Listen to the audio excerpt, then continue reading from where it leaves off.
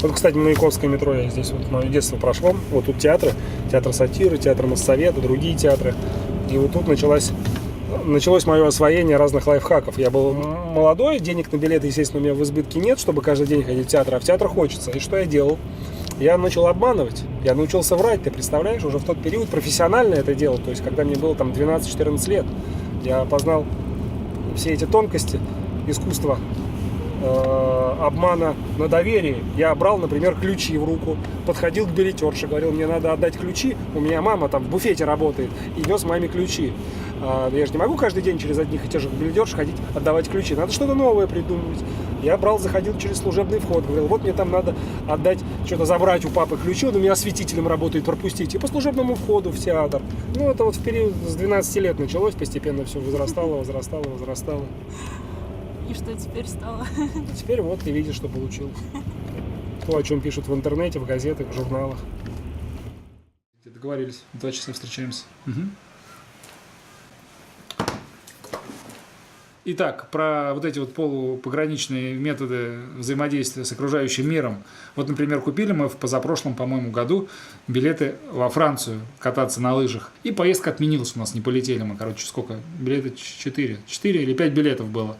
Вот. А деньги-то жалко, которые были заплачены, а билеты типа невозвратные. Почитал правила, посмотрел про компанию Air France.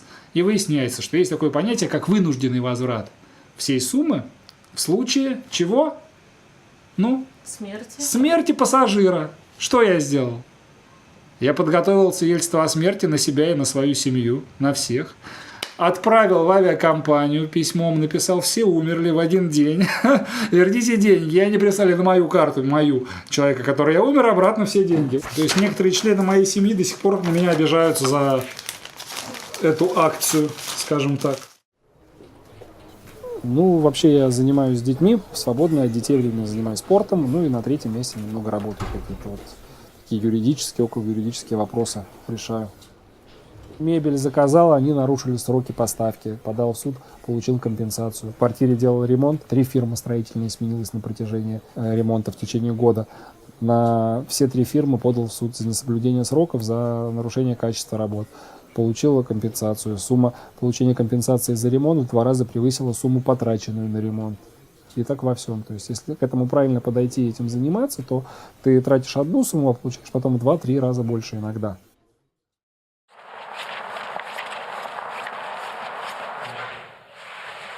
Помочь? У меня куча детей, зовут всех Кристианами. Кристиан старший, Кристиан младший и Кристиан третий. Мне нравится имя Кристиан. Во-первых. А во-вторых, это удобно. Сказал, Кристиан, прекрати баловаться. Все прекратили. Кристиан, иди ложиться спать. Все пошли спать. Ну, здорово же. Ты сокращаешь себе лишние какие-то действия, делаешь свою жизнь проще. Нет. Майя, куда ему другую, чтобы он тоже по 10 раз не переодевался? Нет, он в этой гулять ходит. Он переодевается и любит в этой ходить. Да, я его возьму туда. Меня мама вырастила. Мама, бабушка, дедушка, дядя, то есть отец мало принимал участие в моем воспитании, в моей жизни. И вот я сейчас общаюсь со своими детьми, вижу, как я много могу им дать, и вижу, как много я могу получить взамен. И прям не понимаю, как так можно не общаться с детьми, например, да. Много же родителей, которые отцов не общаются с детьми, это просто они себя лишают очень многих эмоций, возможностей, впечатлений. Прям непонятно.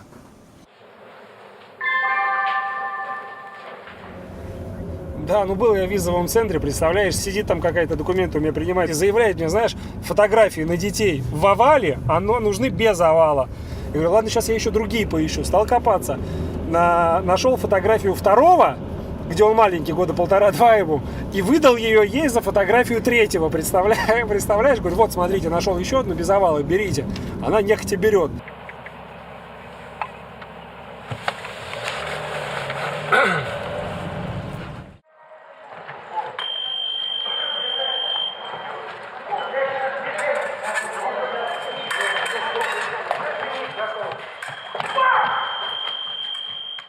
Ну, сборная Таджикистана – это сильная команда, да, я в ней. Спортсмен номер 2. Фехтую за Таджикистан, у меня практически нет конкуренции. Для меня открыт весь календарь соревнований во всем мире, все чемпионаты мира, все крупные этапы Кубка мира, понимаешь?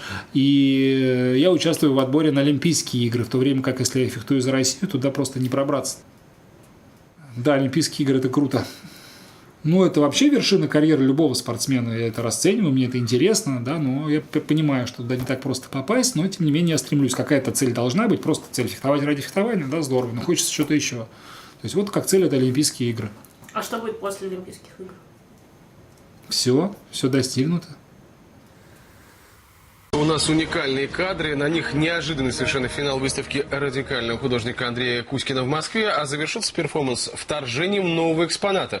Меня зовут Ян Пищиков. Я российский современный художник.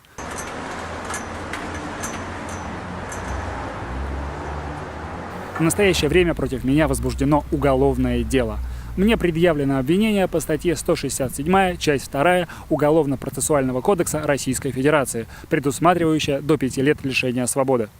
А все началось с того, что несколько лет назад я поступил учиться в Московскую школу фотографии и мультимедиа имени Родченко при Московском доме фотографии. Во время вернисажа витрину выставочного центра протаранил джип. Водитель автомобиля объяснил, что перепутал газ и тормоз. Однако авария вполне могла быть запланированным перформансом. Наружная камера наблюдения зафиксировала подготовительные работы.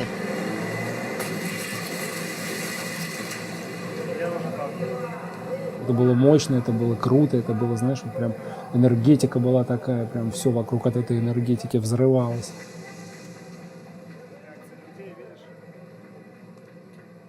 Ну, в школе было все противоречиво. То есть сначала всем это все понравилось, все оценили, все говорили, круто, прям молодец, здорово. А потом пошла реакция Ольги Свибловой, и тут все вдруг замолчали, все вдруг стали думать, да, стоит поддерживать человека или не стоит, и как-то перестали высказывать свое мнение. Просто стало неинтересно находиться в этой среде. Больше я не занимался современным искусством с того момента. Ну, получается, ты каждый раз ведь пытаешься кому-то что-то доказать. Вот Ну, себе что-то пытаюсь доказать, себе. да, постоянно. Я же тебе говорил, что в этом весь смысл, в какой-то борьбе беспрерывной. Ну вот, а представь, что этого не надо было бы делать. Чего? Ничего доказывать. Ну, скучная жизнь, тогда сиди на месте дома и никуда не ходи. Ну, а ты не думаешь об этом, вот, каково это, проснуться с утра, тебе ничего не нужно делать, ты можешь бродить, думать. Да скучно это, я пробовал. То есть главная проблема твоей жизни – это скука?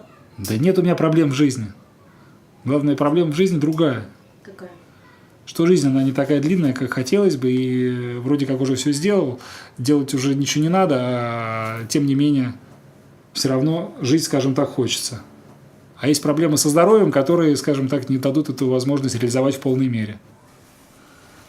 То есть худшие из этих врачей, про которых ты говоришь, то есть говорили, что там, ну, до 2018-го там ты уже не доживешь. Были и такие разговоры, знаешь. Ну, я как бы думаю, года 2-3 еще точно все нормально будет.